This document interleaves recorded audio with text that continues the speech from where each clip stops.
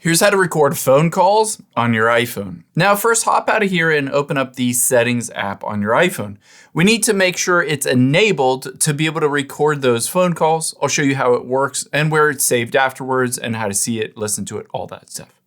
Now, the first thing we need to do is tap on General and then Software Update. This is a fairly new feature, so you need to make sure that you've updated to the latest. You can see iOS 26.3.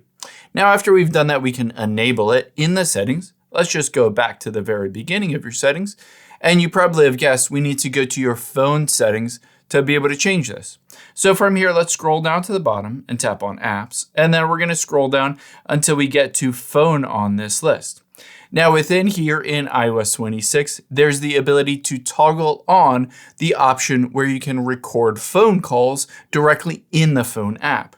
To be able to do that, we need to scroll down to Audio Call Recording and turn this on.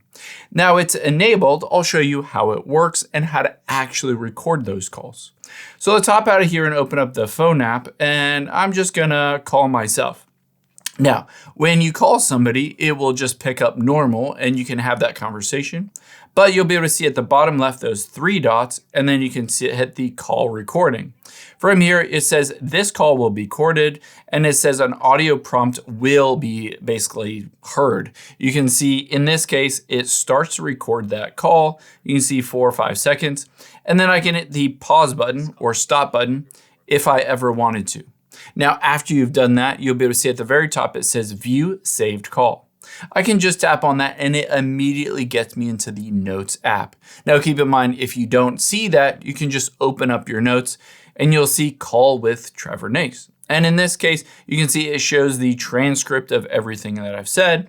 I can hit the play button to listen back to it, etc. However, keep in mind, again, when you are in the phone app, it will always have an audio prompt to the other person that you have started to record that call for legal reasons.